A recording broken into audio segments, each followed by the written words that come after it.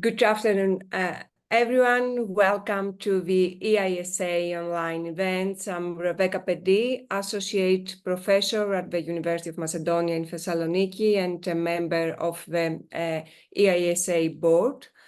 On behalf of the EISA, I would like to thank you all for attending our event today, but I want to particularly thank our guests for accepting our invitation and for their commitment to the event. As you already know, in the EISA, we are taking the professional development of our members and of our colleagues very seriously. And therefore, a big part of our online events is devoted to career matters. And we all know that among all those career matters, publications constitute one of the most important parts of our careers. That is why today we invited four esteemed editors, members of editorial boards of peer-reviewed journals: Oliver Kessler from the University of Erfurt and the European Journal of International Relations, Constanza Musu from University of Ottawa and International Politics. Actually, good morning, Constanza, not good afternoon. Matthew Di Giuseppe from University of Leiden and the International Studies Review. Andy Holm from University of Edinburgh and the Review of International Studies. Thank you all. And without further delay, I will kick off the discussion with a question for everyone. You are always asking for good papers. But I think it's the $1 million question. What is a good paper from an editor's perspective? What do editors expect? And what makes a paper to stand out and be publishable? Oliver? You want me to start? Yes, thank you. Okay, thank you. Well, first of all, thank you, Rebecca, for organization and everybody for your interest. Very glad to be here and tell you more about the review process and how that all works and how to publish in the European Journal of International Relations, which I think you should all do. So what is a good paper? Well, it very much depends on the journal. So I can only speak for the European Journal of International Relations, which has a very particular positioning when it comes to the journal landscape, because the European Journal is not quite only a European journal like Millennium or Security Dialogue, which has global outreach, but its connectivity in the network of citations is predominantly within Europe. And it's not an American journal. So it's positioned in between and it transmits these different discourses. And the European Journal understands itself as a theory-oriented journal, and it understands itself as a general IR journal. So this very much then also defines what is good for us. A good paper has a significant theoretical contribution that is highlighted and that is visible. That contribution can also be method-oriented, or it can also invent different methods, but that needs to be highlighted and discussed. It cannot simply apply that. And it should be relevant to a broader audience. So it should not just talk to a nitty-gritty detail that is relevant to 5 people in the community. How can you do that? Well, that's where I think these two criteria actually meet, by offering either a state of the art of where you are, what kind of debate you actually want to engage with, what the argument is, and by offering some kind of conceptualization of the key terms. What are you trying to develop? And as soon as you engage with conceptualization of terms, you're actually already touching upon the second criteria. Not all papers do that. They move quite quickly to some empirics. They don't, where the theory section is very, very small. And conceptualization is then mainly reduced to operationalization. Sorry for my English at the moment. It's been a long day with faculty board meetings and everything. So that is for us a good paper, I would say. Thank you. Thank you, Oliver. Costanza? So good morning from Canada. Thank you, Rebecca, for organizing this. And I would make two remarks, two set of remarks. So I am editor-in-chief for international politics. We also have a bit of kind of a European, but also international audience. We are a fairly broad type of journal. We accept different methodology, and we don't have a very strict policy of a theoretical contribution. We're also open to articles that are not necessarily exclusively theoretical, but also more empirical. I would say, given that this is about also professional development, I would say that to make your paper stand out, it's important to understand how the process of looking at a paper starts. And so what I would like to say is that it really starts with the abstract. So it's very important for any paper, whatever the methodology or the theoretical framework, to already tell us from the beginning what is the question you are wanting to ask and how do you want to answer that question. So a very clear beginning tells us immediately whether this paper fits in what our journal wants to publish, and how you frame your paper, how you want to proceed, and kind of captures our attention to kind of, be interested and engaged with the paper. A good paper will try not necessarily to find an area that's been never explored before, because that's really hard, because as we know, most areas or most topics have been to a degree addressed, but it will try to offer something new. Obviously, this is kind of self-evident. And we'll try to make it clear right away why we should care about this topic, but also about the way that this author is going about this topic. So I would say I would encourage anyone to really work hard at positioning their paper so that we know right away.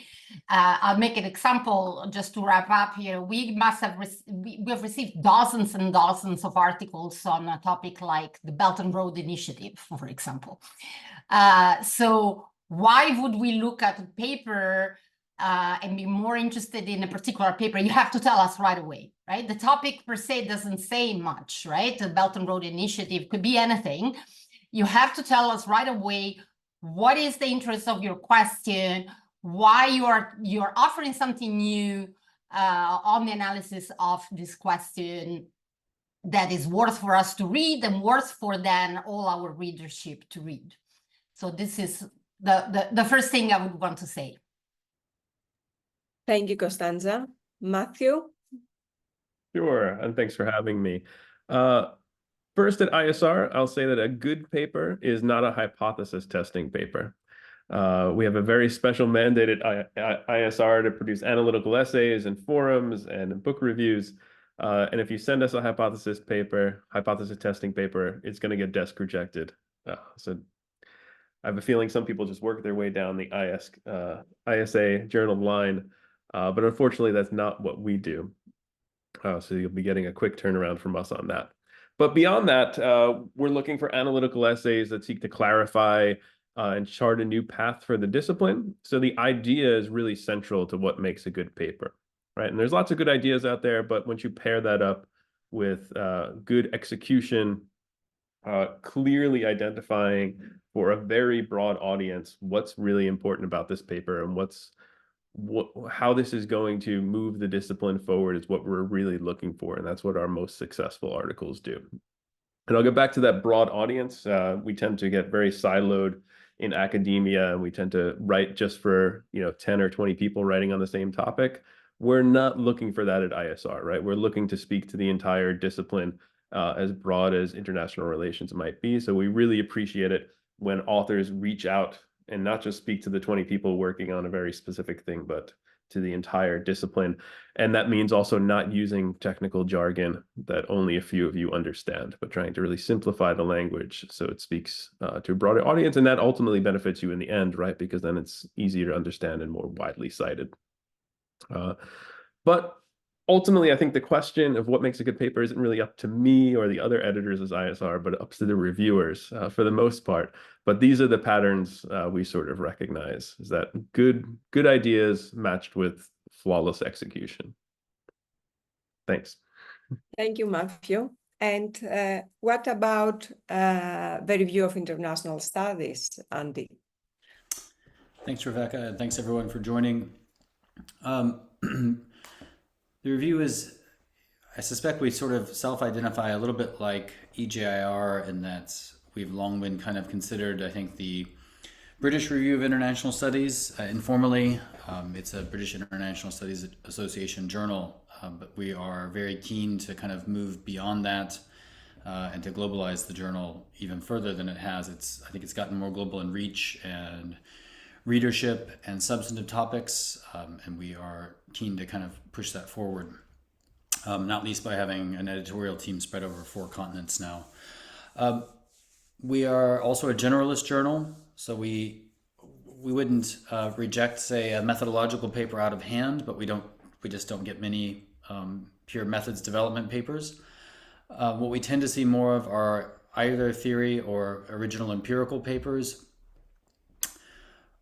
I would say that what makes a good paper for RIS is one that marries either a novel or a novel theoretical argument or a theoretical advancement with in-depth empirical illustrations, or an original empirical article whose theoretical stakes or implications are very clearly elaborated and developed, and again, spend some time on those rather than just saying to list them briefly in the conclusion. So it's that kind of combination of theory and empirics, and we're completely agnostic about which element is driving the other, I suppose. We also say explicitly that we're looking for either original or significant contributions. So we're certainly open to a paper that claims to be developing novel findings or to be breaking new ground, but we're also open to papers that are, again, advancing discussions or debates or kind of well-established research in international studies. So if you've got something that you think is, again, pushing the debate forward or making important clarifications, then you're probably already on the right track. So when we screen submissions, that's really what we're looking for, is does it have either that empirical or theoretical spark, or does it demonstrate a clear potential to really kind of develop that conversation between the two halves, so to speak, within 2 more rounds of revision, right? So it doesn't need to be perfect. I mean, obviously, if you've got a paper that's in very good shape, we'd be happy to see it, but we all are also interested in helping you develop it. Probably the thing that causes the most potentially good papers to not get sent out for review is that they don't make the potential contribution clear in the introduction. As a couple of the other speakers have noted, sometimes they just drop you right into an empirical bit of research, or they assume that they're written as if they assume that we all have the same theoretical orientation, and so you're very interested in this slight tweak to neoclassical realism or third generation constructivism. For journals such as RIS, you need to think of it more like you're at the reception at a large international studies conference trying to gain people's attention. So I would just encourage everyone to think, what is it about, my argument within the niche research that we all do, or within your niche, what is it about your argument that should attract a wider group of international studies or international relations students and scholars? What is it that makes it important? What do we need to know? And make sure that that's in the introduction.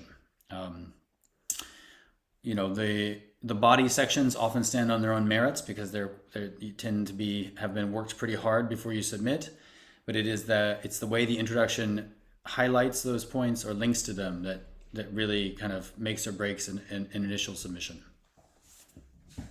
Thank you. Thank you so much, Andy, and everyone. And I think it's already evident that selecting the appropriate journal is a key part of the publication process. And I would like to ask Andy, what criteria should authors have in mind when selecting a journal? I was really hoping you would give this question to one of the other editors, Rebecca. This is something I still struggle with myself. And I have two answers, provisional answers. I'm not sure that either will be comprehensive or especially satisfying. The first one is to actually read the aims and scopes on the journal homepage of a publication you're thinking of submitting to. And that's a little bit, I don't think there's any way around this. It's a little bit like reading mission statements, back to back. It can seem like we all say something similar. But as you read a few journal mission aims and scope statements, or kind of the types of articles that they accept, you start to see some minor, at least on the page, but important differences in terms of what they're looking for or what they emphasize. And so I think that if you just read one journal aims and scope, it wouldn't really mean much. It wouldn't mean much to me anyway if I did that. It's in reading 3 or 4 or 5, if I have a kind of a paper that I'm thinking about submitting and I think, well, it could go to one of these places. That's the point that I read them all back to back, and some things kind of start to jump out at me about potential fit.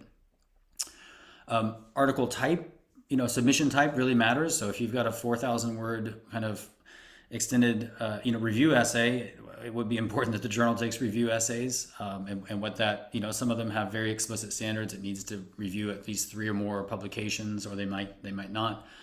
And then there's a huge range in terms of word count that international relations or international studies journals accept. I don't know what the lower limit is. I suspect it's maybe 8,000 or 9,000, and then there are a few that are now going up into the lower mid teens, right? 14,000 words. So that has a huge impact on where you might send it. And then the other answer I have, and again, this is probably even less satisfying, is I would just say ask your networks, whether it's a PhD cohort where you're studying, whether it's people at a conference, social media or email, because in doing so, they will notice things, or they'll have had experiences with the kind of fit of a submission to a particular journal that might not have become obvious to you. And of course, you'll also maybe find out about particularly good or not so good experiences that they might have had with editorial teams. And all of us have been authors, and I think we all strive for a transparent and efficient editorial process. But we've also all been authors who have probably not experienced that uniformly across the discipline. So it'd be a shame to find a really good fit, but then not know that that a journal is well known for being really slow or something like that. Thank you. And in terms of the key steps after having the manuscript, do you think that a cover letter is important, for example? I can't speak for the other journals at RIS. We are not fussed about a cover letter. I would certainly say don't write one if all you'll do with it is to introduce yourself and tell us what the significance of the submission or the paper is. That should happen in the abstract and the introduction. And so at the point that we realize that the cover letter is essentially rehearsing the abstract, we will stop reading. So I would just say don't spend your time on that. It is a good place, and it doesn't need to be long, but it's a good place to state any kind of conflicts of interest or, you know, any kind of context around the submission that we might need to know about. For instance, if you've written up elements of that submission in a blog, you know, for say EIR or something like that, or you publish some of it in a popular, a more journalistic forum, but you would then want to use that, you know, for an academic submission, it's good to just tell us that ahead of time before the kind of plagiarism checkers, you know, highlight it anyway. So use it to tell us anything that kind of goes around. Sorry, that was sorry for that interruption. I think you use it to tell us anything that goes around the article, but is not in the article itself. Thank you, Andy. And Oliver, let's say that you Can we, do you want us to comment on these points and have a little discussion, or do you want to go through the points as well? Because I think what Andy just said is very important. I mean, especially younger colleagues who are starting their careers can use the cover letter to tell us about the background of the ideas of how you gathered the data or the material. And therefore, it helps, I mean, when you're not that experienced in writing, it helps us also to read the paper in a certain light and context. But as I said, as Andy rightfully said, I mean, if it's just stating I am person X and this is the publication, then I don't think that this is very keen on or a decisive factor for the outcome of the review process. One thing not to do, and I think Matthew touched upon that, I think, and I mean, that's personally one of my learning curves, because I was giving this advice repeatedly, and I think it's bad advice, is that you take a manuscript, you send it to Journal A, you get rejected, and you send it to Journal B without taking into consideration the reviews that you received. That happens so often, and then coincidence, chance, or because we're a small discipline, it means that you might end up at least with one of the same reviewers who turns around and says, listen, I saw this paper 8 weeks ago in a different journal, and it hasn't changed a single bit. How do you expect me to respond? And this is, so I think before you, I mean, resubmitting and going forward and move forward is serious. It's of course legitimate, but it's also, I think, good advice to at least take the recommendations that you receive seriously and try to work with it. Even if you decide not to include that and add footnotes to that what you're not going to do. It's like in a piece of music, you know, the notes you're not playing are more important than the notes you're playing. So that's why God gave us the footnotes. I mean, use the footnotes for saying, well, I'm not going to deal with that debate. I'm aware that this is relevant, but this is not what I'm going to do. Then I mean, if you end up with the same reviewer, at least the reviewer sees that you thought about it, and then he might react, or that the person might react differently. That's the only advice that I would get. The pitfall is this kind of working through the aisle, as Matthew just worked with. That's bad advice, I think. Andy? Just to echo Oliver, I mean, when that happens at RIS, we call it the slot machine technique, right? Where you're just pulling the machine in hopes for a better result, you know, from a kind of just by the luck of the draw. So I would add my voice to Oliver's on that. It also, whether it's necessarily a really sound inference for editors to draw, it's very hard not to think that when that happens, that is a signal that an author may not be open to engaging earnestly with referee criticisms, which of course is almost always going to be a necessary step to publication. Thank you. And I will get back to Oliver and ask him to walk us through the decision-making process you follow when you evaluate a manuscript. And are there any trends the author should be aware of? Do these things evolve, or they are like standard and stable? I'm not sure about the evolution part of your question, because I've been editor now for 2 years, and in these 2 years, things haven't changed that much. But I'm happy to give some of the some insights of the review process, and maybe one outcome or one lesson learned that I personally also learned in being an editor for 2 years now. So first things first, we receive about 500 to 600 submissions a year. We publish 40 papers. So we have to essentially, we have to reject over 90% of all submissions at one point. We desk reject 50% because, as we say, reviewers are shy animals. Once you look for them, they disappear somewhere.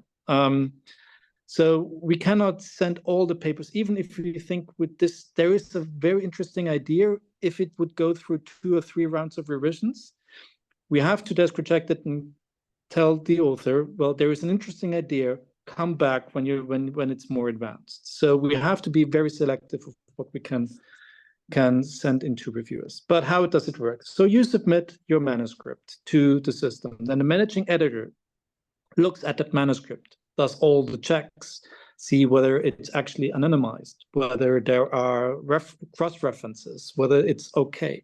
If there's a red flag, he might ask you to unsubmit that manuscript before it moves on. If it's okay, that's the point when I see it in the system. That's where I read the letter, go through the manuscript first, and then decide on with who the associated editor might be who leads on the process, and then search for reviewers or makes then further decisions. For example, if it's a very post-colonial oriented manuscript submission, I might send it to Gulsher because she's our leading expert in this area. If it's about foreign policy, it might end up with Harvard because he's the foreign policy, diplomacy kind of expert on that. And of course, I have to also balance the workload. But I decide I forward that. Of course, then sometimes the associate editors as well, listen, I have an issue, I work with this person, and therefore I feel biased towards it, and I want not to be part of their reviews. But either way, usually the associate editor accepts it, and then we two together, at least 2, if we disagree, we bring in others, decide on whether we want to move forward with the review process or whether we have to desk reject, on the basis of the 2 criteria that we outlined. Does it speak to a broader audience, and is there a significant theoretical contribution? If it's just an empirical application of established conceptual framework, we might ask you to take it elsewhere. And this is for more of the 50%. And this is also the lesson learned for me, is that if you get desk rejected, it's nothing personal, and it's the normal outcome of a submission, because 50% of that you cannot expect to be in the first round to be nominated for move forward to the review process. When I started with like PhD and submitted my first draft and then got rejected, I took it very hard and very personal. I thought they just don't like my work. Editors don't think that way. And this is something that I learned. It's nothing personal, and it's just the application of these criteria. It's nothing good. But we also, and journals are different here. We have a 4I principle that takes a bit of time, and we also always want to give some positive feedback on how to improve on the manuscript if we desk reject it. We usually take 30 days response time for that. Some journals are faster, because the editor-in-chief decides single-handedly and decides on not giving out feedback, then you can desk reject in 2 days, 14 days, whatever. But we take this time to give feedback. Then, if we agree that it should be moved forward, then the normal review process continues. Like the associate editor usually decides on the reviewers, works with the reviewers until it comes back. I read when it comes to minor revisions, and I come back with the also feedback, and we work together until it's in the final stages. That's the process in EJR so far. Thank you, Oliver. And let's say that we have a paper accepted with revise and resubmit, Matthew. What about the best practices to respond to actually good news, which is the revise and resubmit, how we handle feedback? Yeah, sure. I'll speak both from my perspective as an editor, but also somebody who's written quite a few of these. So I think the number one thing is an editor that we see, and the biggest complaint that reviewers have is that authors fail to respond to every comment that the reviewer provides. When these R&Rs go south, and it doesn't happen too often that you get a reject after an R&R, but when it does happen, it's because the author has failed to address or take something seriously that a reviewer has brought up. Right? They may have forgotten about it. They may have purposely ignored a comment that was difficult to deal with. But you see this complaint a lot amongst reviewers that they didn't address this comment in the R&R. And you can actually see the tone of their responses change when that happens, right? They spent time to point something out to you and you didn't address it at all. Now, that doesn't mean that every reviewer's comment is going to be helpful or even correct. Sometimes it could be incorrect. Sometimes they might misunderstand something in the paper. But even if that happens, take the time to explain or try to understand what the reviewer was thinking. Is it a mistake on your part for not being clear in the manuscript, and that's where the misunderstanding came from? And then just try to outline that in their memo back to the editor and the reviewers that I think you meant that when you said this. And so I did this in the paper. If I'm incorrect about that, or I misunderstood or misinterpreted the comment, I'll be happy to make changes in line with what you really meant. So unfortunately is somewhat of a one-shot game, and you might want to strategize around that, but try to be as honest as possible when dealing with these reviews. And next, sort of a related point is to try to provide a roadmap for the reviewers and the editors about what comments you're addressing and how you address those specific comments, right? Try to lower the transaction costs for both the editors and the reviewers. Make it easy for us to go through the manuscript and see what you changed, what substantively has changed, and how that aligns with the comments from the reviewers. So that usually means addressing each reviewer's comments separately, right? And not just sort of dropping in our lap, I did this, this, this, and this. That can become quite frustrating for both the editors and the reviewers. And if you don't have that roadmap, right, it might signal that you're hiding something from us, or you're trying to, right, avoid answering some question, or again, right, it signals that you're not taking the author's or the reviewer's comments seriously, right? So really try to focus on that. Spend a lot of time on your memo back to the editor and the reviewers, and detail everything carefully. Provide us page references where on page 35 you changed this or that. That's really helps us out and makes the process smoother. And therefore you reduce the probability that there'll be a misunderstanding with the reviewers. And as I said, right, if you don't understand something, be honest, right? Go with your best assumption, but be clear that you're not sure. Because sometimes reviewers, as Oliver said, right, it's hard to find them, and it's sometimes even harder for them to produce long reviews. So they're doing it somewhat quickly sometimes. And that puts us in a difficult spot, right? If they write a quick review, we can't really just say, you know, we're going to get rid of this review. That takes up more time. So sometimes we're not really working with the best reviews here. So be honest, right? Realize that reviewers are humans too. Sometimes they misunderstand something, but try to resolve that issue. And the final thing is sort of get out of your own way, right? Don't be a person that's going to die on small hills. If it's something is not incredibly consequential to your argument, don't insist that it needs to be in the paper this way or that way. I've seen a lot of careers sort of ruin this way, where people are too stubborn in their reviews and refuse to make changes or engage in a constructive dialogue, right, with the reviewers about what's wrong. Doesn't happen often, but sometimes people are pretty resistant and don't want to change their baby they've worked so hard on writing for the past couple months, right? But take the reviewers' comments seriously, right? Try to understand where they're coming from, what they see the problems are, and don't let your own pride get in the way of making changes that probably need to be changed in the first place. So those are the big things I see there, right? But really, if I'm being self-interested here, provide a nice roadmap for me to document your changes. Thank you. And what about the bad news? How to handle a rejection? What's your advice? Yeah, I had good news when I was in grad school about this, is read it, file it away for a couple days, and then come back to it, right? I think we sort of have an initial reaction, something evolutionary, that we sort of want to push back against bad news.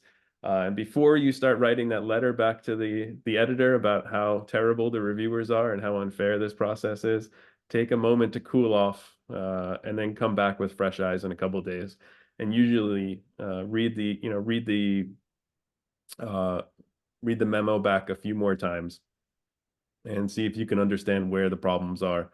And realize again that, right, the journals get a lot of submissions. Even though you might gotten an R&R from one reviewer and reject from another, means there's something there. But maybe if there was more space in the journal, we could have taken that up and developed it further. But there's constraints, right, on how many articles we can publish. So the thresholds have gotten higher these days, or at least that's what I assume to be the case. So it doesn't mean it won't find a home anywhere, right? It just probably won't be at that journal. And there's a significant degree of randomness, right, on which reviewers are going to get at time to time.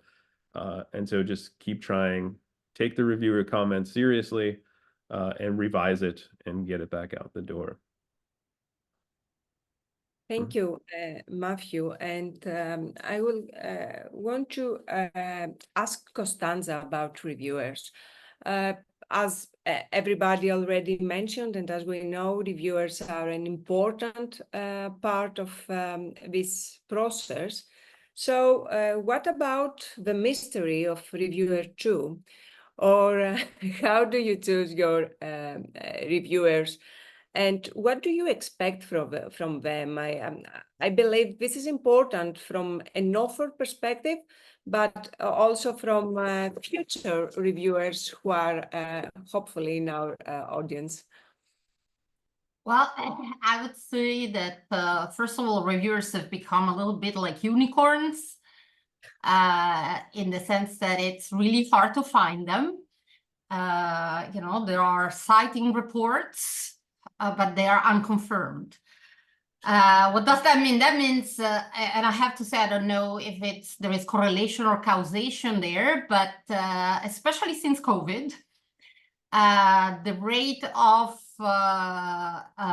reviewers to whom we forward the paper and who come back with the negative response on their time, commitments, etc., has increased. So there is in fact a question on that in the side chat.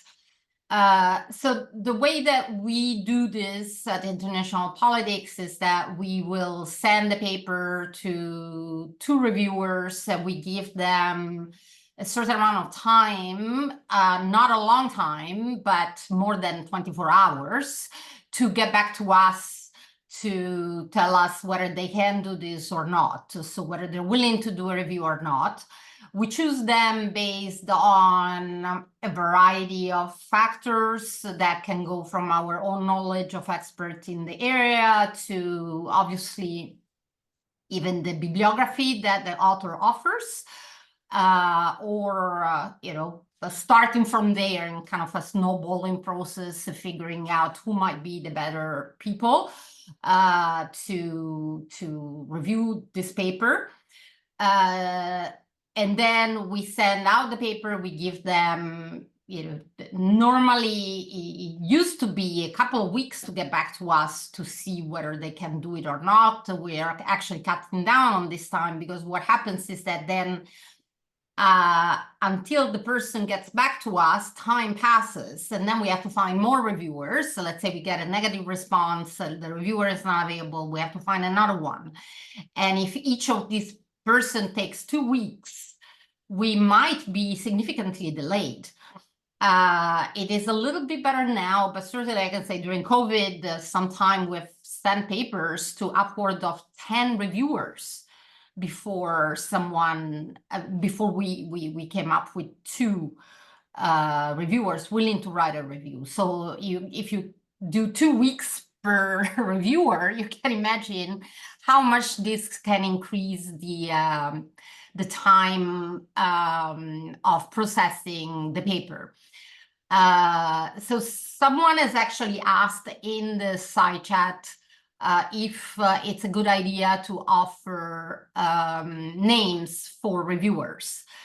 I think it very much depends on context. So, for example, in the case of international politics, 50% of our issues are actually special issues. That means that scholars who have either an idea or already a set of papers that have been presented either as a panel or as a coherent set of papers proposed to us a special issue, and while as editor-in-chief we remain in charge of the overall process, we have guest editors. In that case, so the issue is published as a special issue. We have guest editors, and normally in that case, the guest editors will offer us a list of suggested reviewers, which we find obviously very useful because they do part of the work for us as editor-in-chief while maintaining the integrity of the peer review process. Now, the obvious drawback of offering suggestions is that it's supposed to be a double blind, right? So if you're telling us who we should send it to, then there isn't much of a double blind.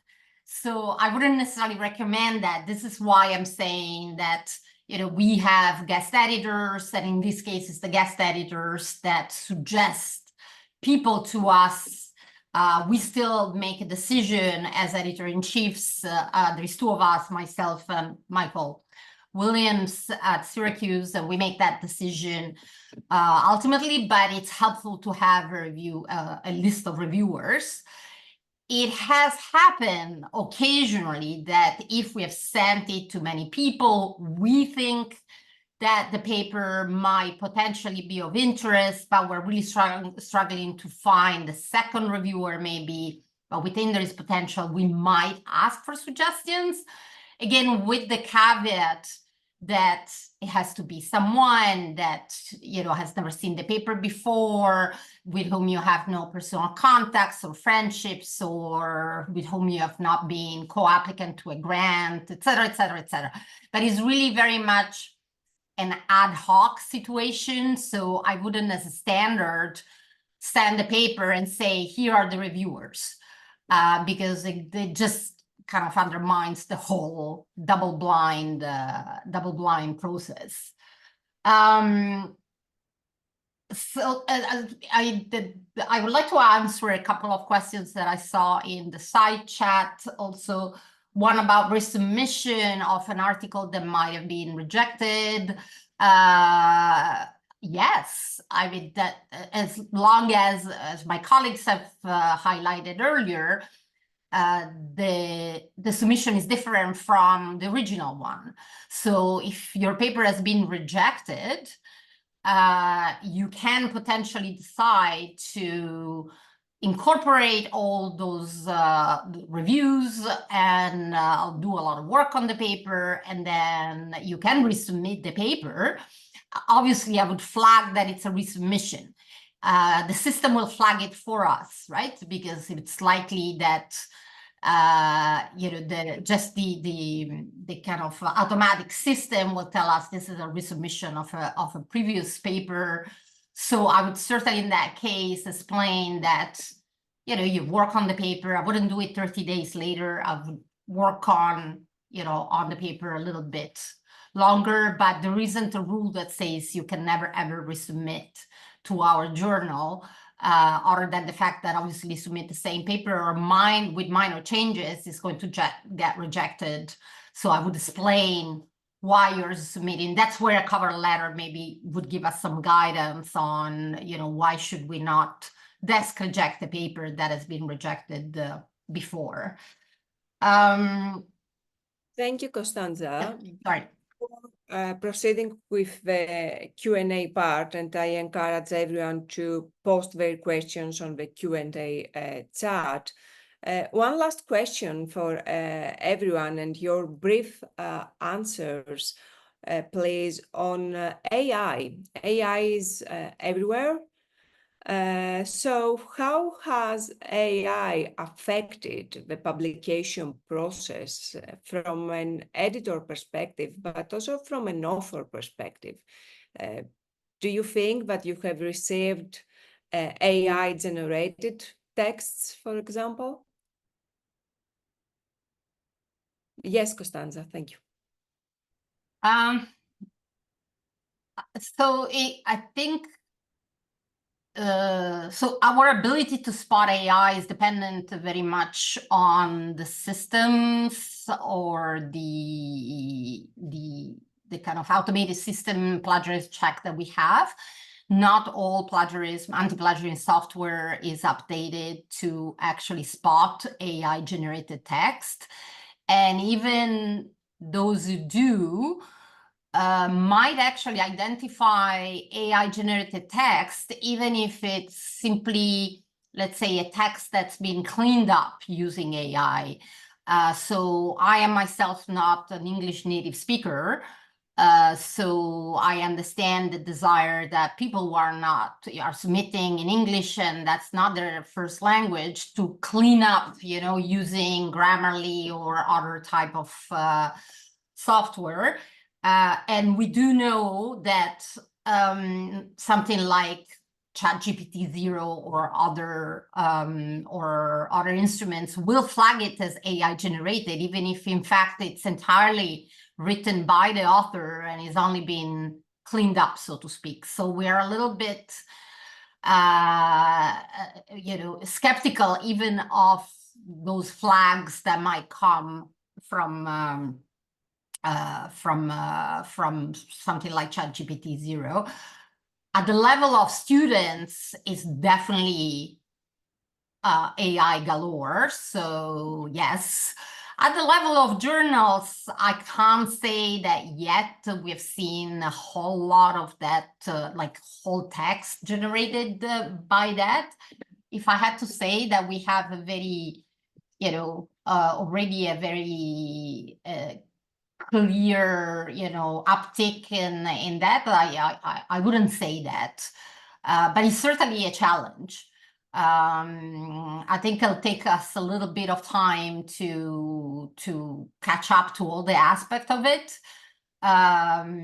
In general, an academic paper can't really be written with the AI. And AI generated text, to be honest, can be spotted, even with the naked eye, so to speak, right? You can see it has a kind of fake, glossy marketing brochure quality to it.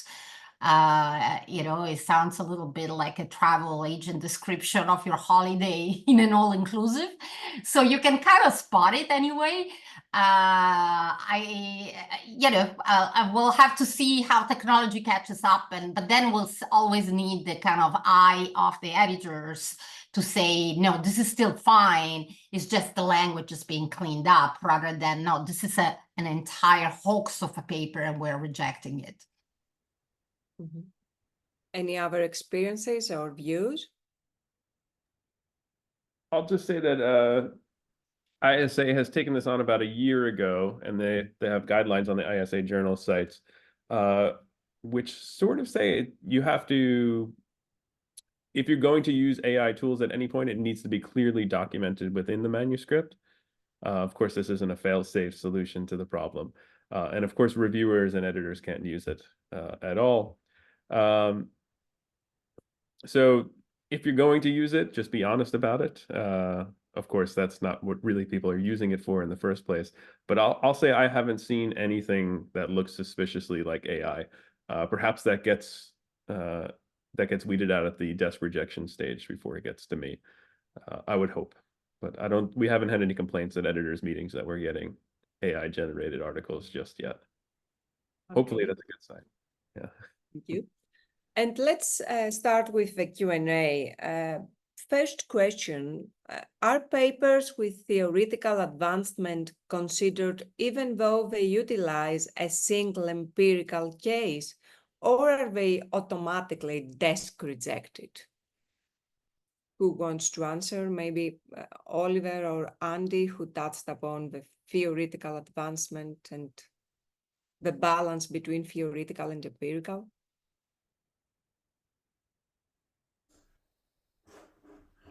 I can take a crack at that.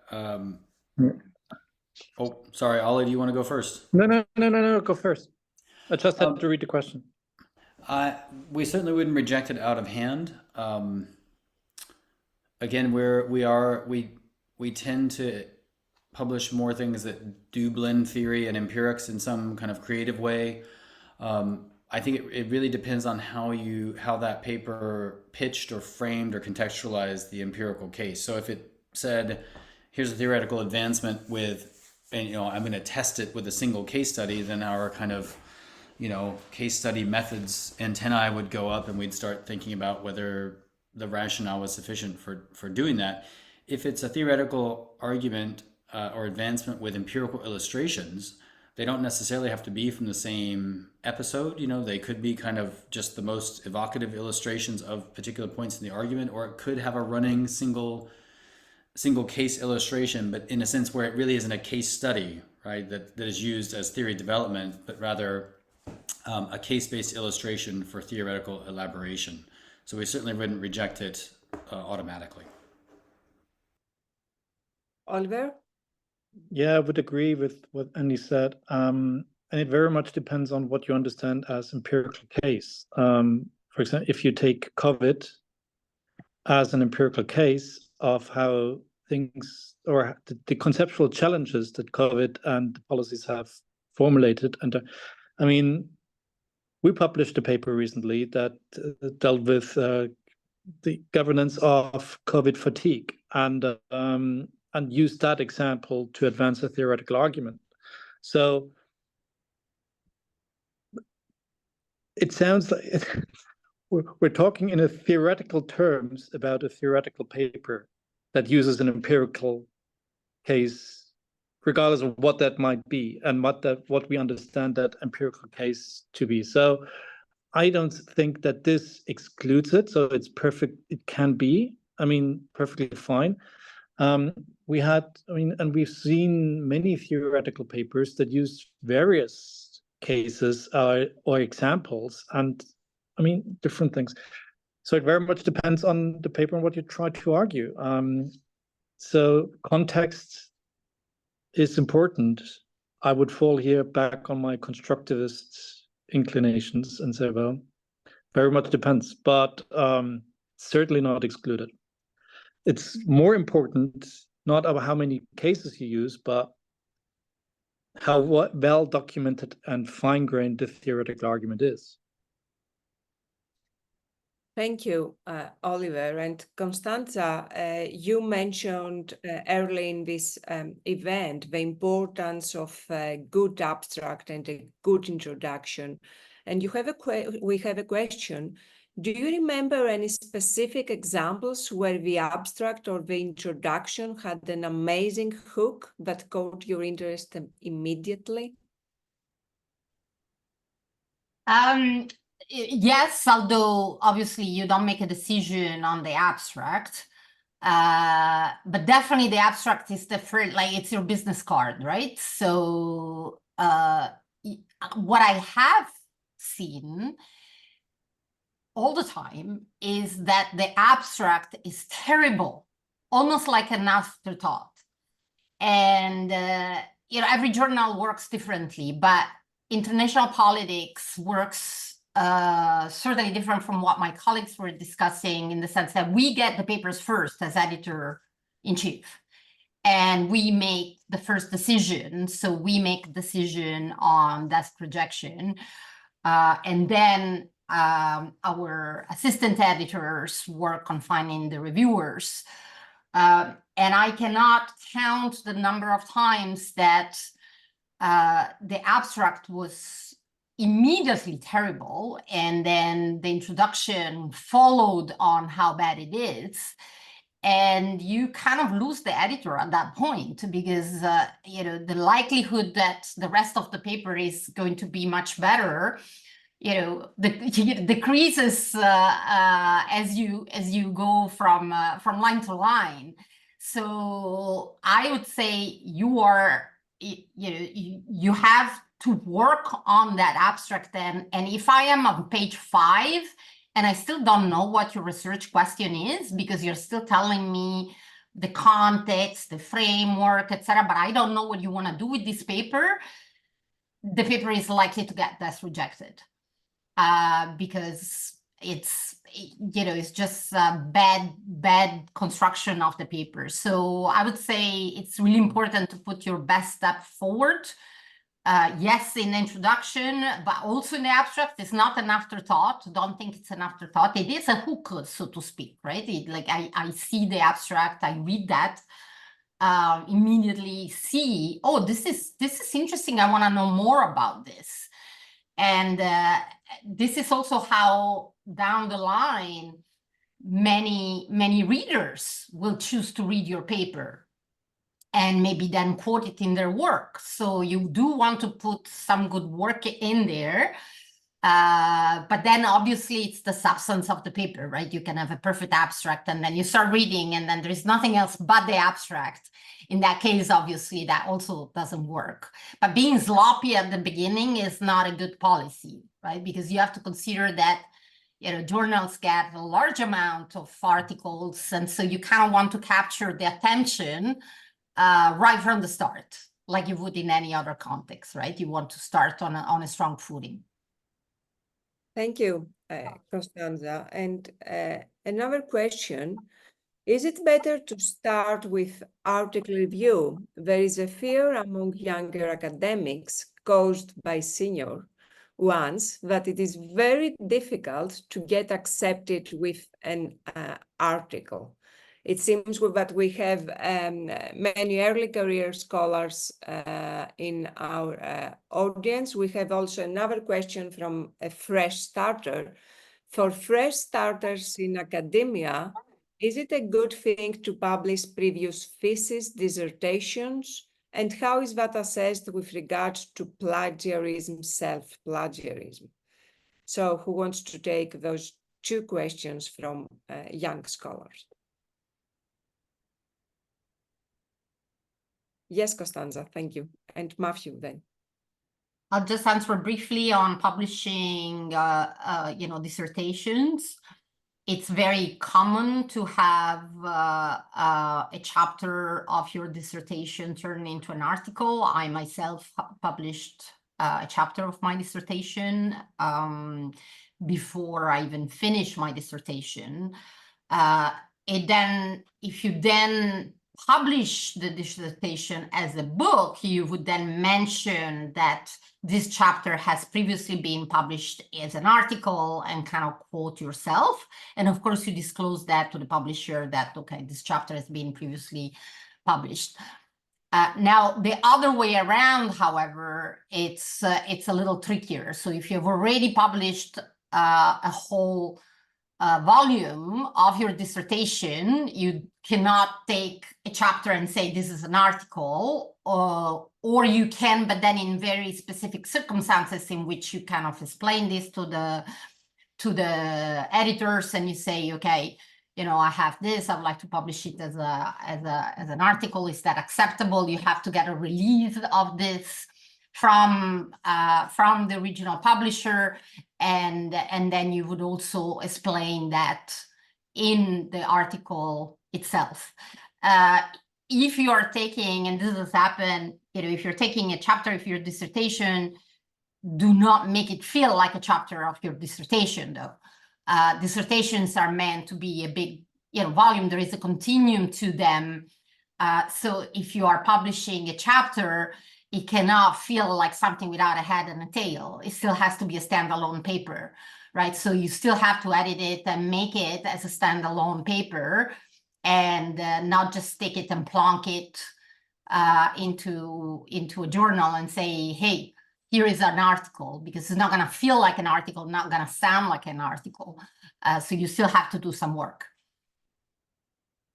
Thank you. Matthew, do you want to add something? Yeah, I was just going to reiterate what Costanza said. I'll take the question on the review article instead. I see no reason why you should start with an article review. Sometimes these things, at least my experience at ISR, where we publish a lot of analytical essays that sort of develop from literature reviews, they take a pretty good understanding of the literature at whole to write a decent one.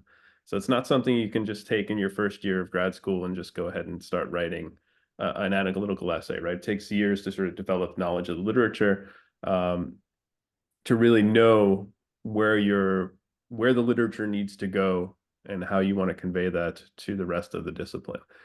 So in that respect, it depends, right? What you mean by a review article here. Or maybe they're referring not to a review article, but to a book review, perhaps. If that's the case, that's something a lot of grad students do as well to get familiar with publishing, although they probably count for less on the job market. So I would, and I'll put on my PhD advisor hat here. If you want to get familiar with the review process, I would get on your advisors to maybe write an article with them, to sort of get to know what it looks like from their side. And I should have mentioned this before, but I found this terribly helpful when I was in grad school, is that my PhD supervisor would share his rejection letters with me. Both to know that it just doesn't happen to junior scholars who get rejected, but it happens to all of us. And also to know what the format is on how to deal with a R&R or rejection, specifically an R&R, and how you respond to that. And then the only way to do that is really to do it. So I don't want to put too much pressure on academics over there. Don't let them know I said this, but see if your advisors are opening to co-authoring with you. And I think that's the best way to learn this whole process. Thank you, Matthew. And I also believe that sharing our rejections or even our failures with our students is important in terms of showing our vulnerability also, because our students believe that we are invulnerable, but this is not true. And I think it's an important lesson. But also, let's talk about resilience. How many rejects should a paper get before you give up on it? What do you think? Depends on how passionate you are about it. I mean, I had papers that are, I mean, when after the first review, I wanted to go back to it, but never had the time to do it. And then a couple of years passed and you think, oh, what the heck? And sometimes you think about it and say, well, there was a good idea, wasn't there? And then maybe you think of it, but then, I mean, and there are other papers that are really important because you really worked hard on them, and then you might take him to several, but Miles Davis was once asked, when do you know when to stop a solo? And he said, well, you just take the trumpet out of your mouth. That's it. Thank you. Oliver, any other views? I would just say, I mean, don't ever give up on it completely. If you are passionate about it, if you believe it has something important to say, it may be a matter of calibrating where you send it. It may be that it fits better as a book chapter. It may be that it's a book chapter or a paper waiting for a special issue or a symposium or an edited volume group that hasn't coalesced yet. So don't ever throw it out. But how long you might want to stick it in the drawer for a while, with the caveat that of course things will move on and you'll probably have to redo some of it, if you leave it for too long. I have a paper on time and anarchy that has gotten close more than once, but didn't make it, and I put it aside because it's never been a priority, and I'm not going to give up on it, but I do know that I'll have to rework it again before it goes back out. And one final question. Do you consider one's CV before, do you consider one's CV or one's academic degree into account, or anyone with a good paper can have a chance to publish? No. The lack of CV, maybe. If it's a very junior scholar, you're maybe more forgiving and willing and try to help them. If it's a very senior scholar and it's not a very well developed paper, so in the sense of eat this, I might send it back right quickly. Because, never would we look at the CV in order to make a decision on whether an idea is good or bad, or whether you're from the institution X, you have, by God-given consent, a closer contact to the higher realms of ideas, so that you can submit papers in higher. No, don't. And please, what I gathered from one of these questions is that some of the younger scholars act on fear. Please don't be imitated by older scholars. I'm shocked that this is still happening. If you think you have a good paper and you want to give it a shot, give it a shot. Do it. And don't be imitated by people telling you what to do or what not to do. Just take into account all the youngers there. And I'm with the grow beard. Most of the people are unhappy for most of their times. So most of advice that they give is coming to terms with their own unhappiness. So go on with it. Thank you, Oliver. Costanza, thank you very much for also answering questions on the chat.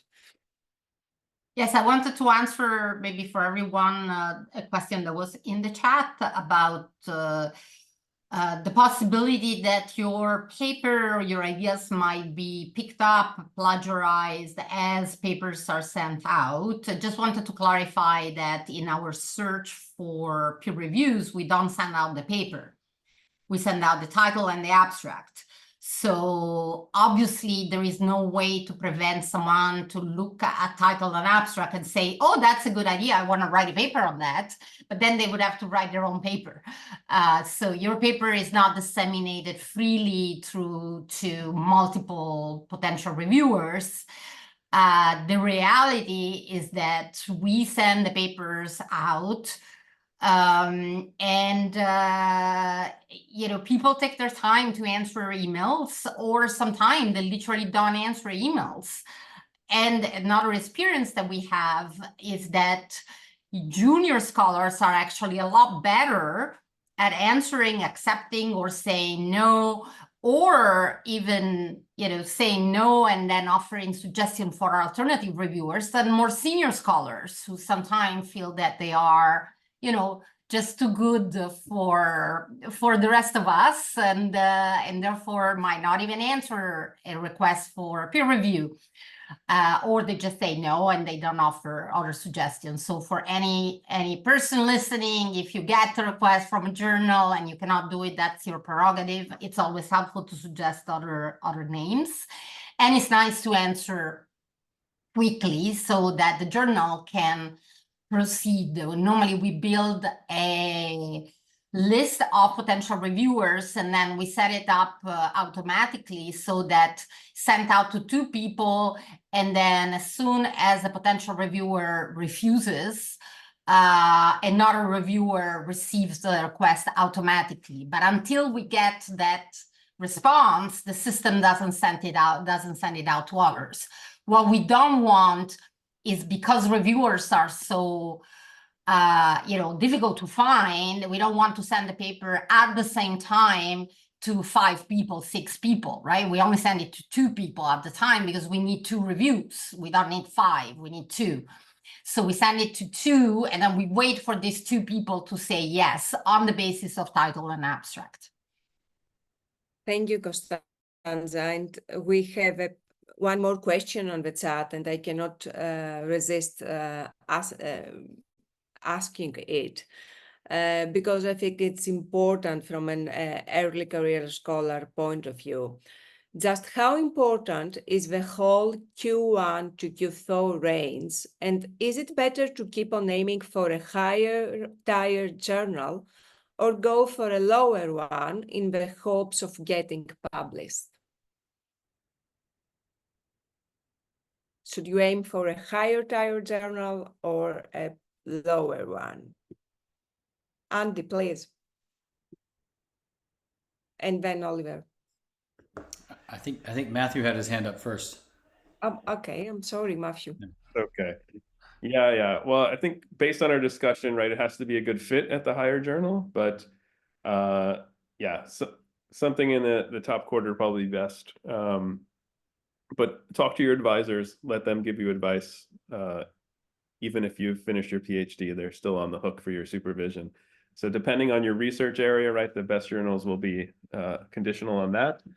But higher is better. But there are time constraints involved as well. So that's another thing, right? The higher the journal, the higher the likelihood of rejection. And that just adds to the process, right? So we know that the job market is time constrained, so you might want to consider that as well.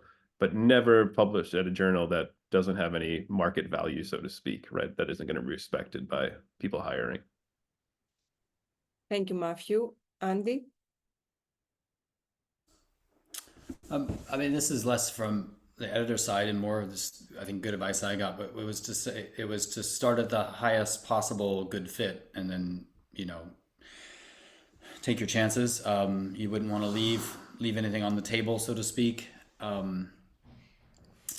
mean, timelines matter, but I think the other thing to say is, having sat on hiring committees, if you see somebody with a lot of publications, but they are all in, I mean, we don't really work on the quartile, is it quarter system, whatever. We don't work on the Q system in the UK so much, but everyone's kind of aware of rankings. If we had somebody with double the publications, but all kind of fairly lesser well-known or very niche or obscure journals and book chapters, I think we would start to worry about whether they were sufficiently ambitious enough.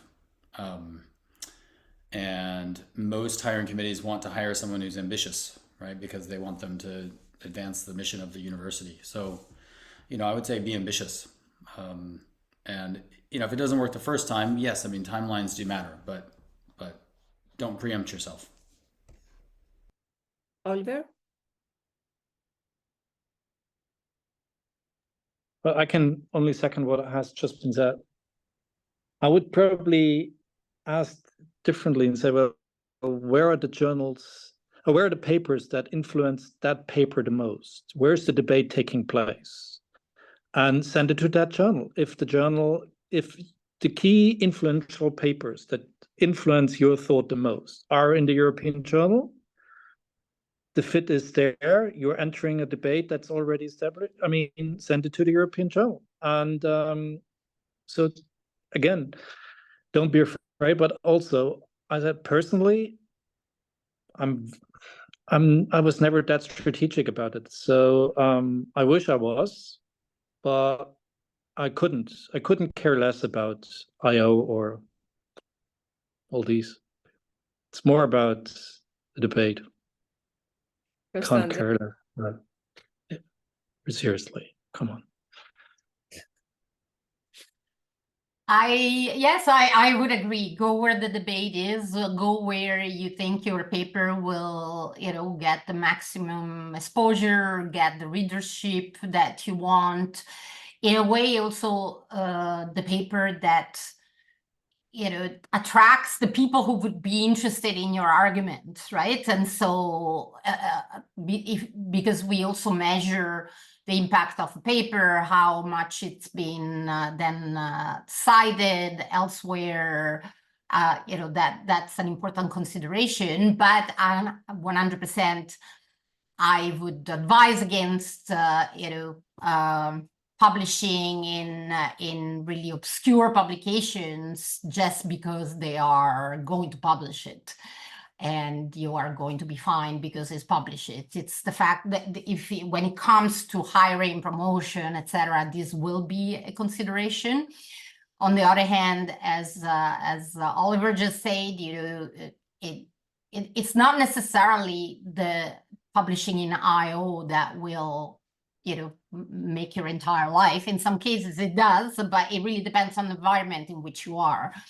So becoming part of conversation is equally important. Thank you. And Andy, do you want to add something?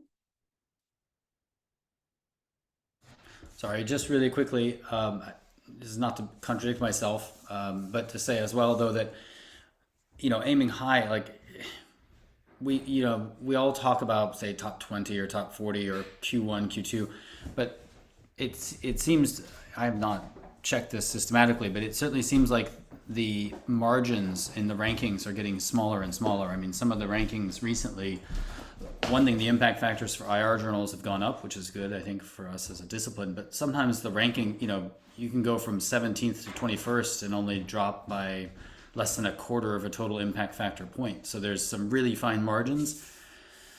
And so aiming high is a very blurry heuristic, and I think it's probably better that way.